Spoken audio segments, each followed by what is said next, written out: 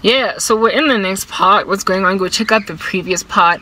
I wasn't even intending on having this conversation, but I'm riding out a storm, otherwise known as a parkhead, and I guess she's in that room. And frankly, depression, I'm not about their business. We're not about their life. We're not about to just wallow in it. Okay, God gave me a way out, and so this is it.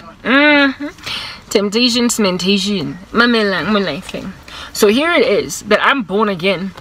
And now that I am in the kingdom of heaven, God has made it clear that touch not my carabio. Don't do it. Like, just don't. Don't tase my kid. Like, just don't.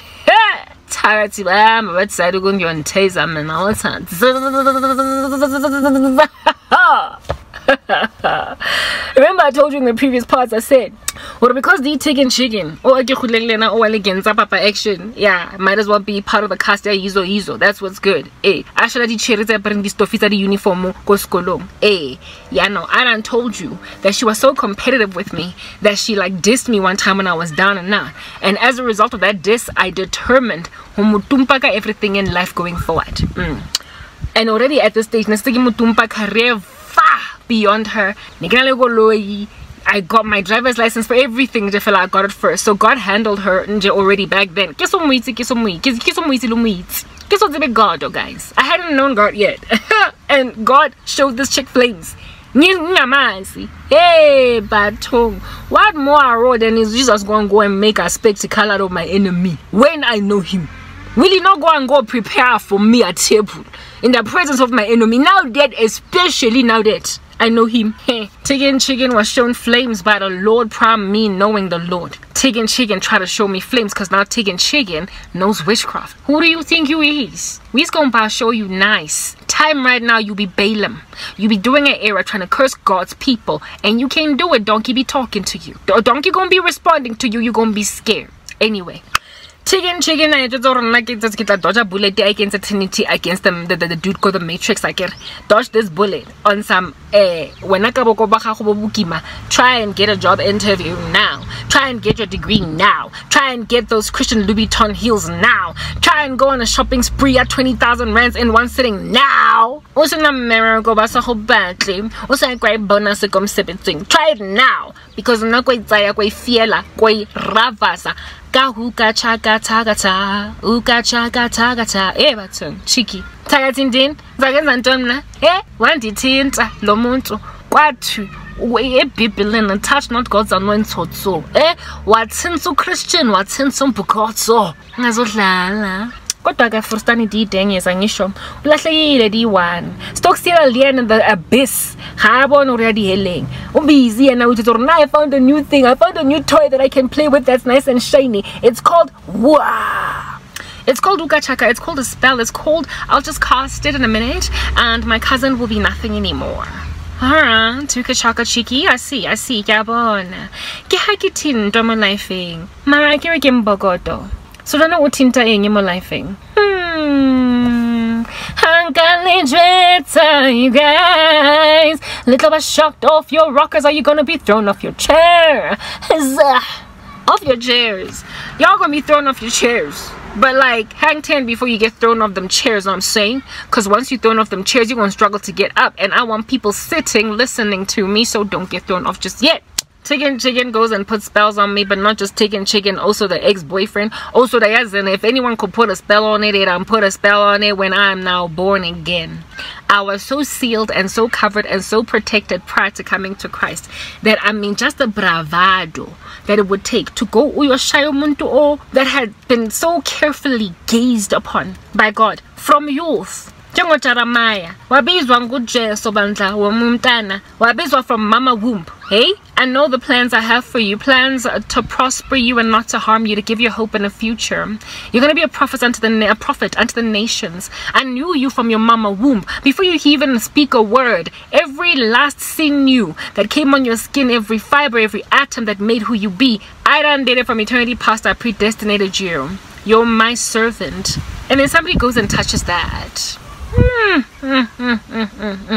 La la wait till la la, and I get to working it because it's not there to be with Kimo situation Just because umuntu appears to be going through a lot, it doesn't mean God does not have their back. Let's go to Jeremiah, another same guy I just described above. He was known as the weeping prophet. Why, oh why, must the guy cry? He was crying because people kept on touching him. Jeremiah was crying because people kept on touching him. Do you understand? The Bible says, touch not God's anointed, do my prophets no harm. And yet prophets are known to cry like Jeremiah, complain a whole bunch like Habakkuk, call themselves people of unclean lips, living among a people of unclean lips like Isaiah. And on top of that, they're described in the Gospels as ones who also got killed. Believe it or not, you who kill my prophets, blessed are you when men revile you and do all different kinds of things on account of the name of Christ. Great is your reward in heaven, for so in the same way they persecuted the prophets who came before you. So just because somebody appear to not be covered because they are allowed to be killed or allowed to be cried or allowed to be ransacked and complained, allowed to just not be very happy, everything just falling apart. So his four pupils are just struggling every day, struggling to put bread together, struggling to put a head, head over their shoulder, struggling to keep it in a bunch and a knot, and every so often they have to do strange things like wear the dirty loincloth just because they have to go and preach to people that go and bend scroll because their name is Jeremiah dealing with the Jehoiakim. Just because the poor people go marry Goma, even though poor guy is an innocent man but the name of Hosea, just because he's suffering doesn't mean he's covered and concentrated by Jesus. Just because they are going suffering here and it appears to be suffering here for very long and it is not stopping, it does not mean that God is not very angry and upset that everybody go poke them. Do not touch my anointeds. Don't do it. Remember, Elijah was thrown into the wilderness because he was scared running away from Jezebel. Jezebel was prosperous to make him run away. Did I then, as you go and disregard him a prophet? Instead, I fed him, told him not 7,000 others nailed to Baal. Gave him widow Zarephath and the guy didn't even die, even though he wanted me to kill him. Just because a saint of the living God, a prophet, an evangelist, whomever might be the office, whatever might be the office, just because they appear to, by the standards of this planet, this earth, to have lost it all, just because you prosper to make Jeremiah cry, just because you prosper to make Habakkuk complain, just because you prosper to exasperate Isaiah and embellish the reputation of Elijah, just because you prosper to do all that does not mean you have actually successfully touched God's anointed with any level of success. The Bible is clear, touch not God's anointed, do my prophets no harm. So when your witchcraft appears to have worked against a Christian, or when you afflict a believer and they just don't get up and no get up again, no, poor child is suffering, Baru go send a scroll to Jehoiakim party, burn it.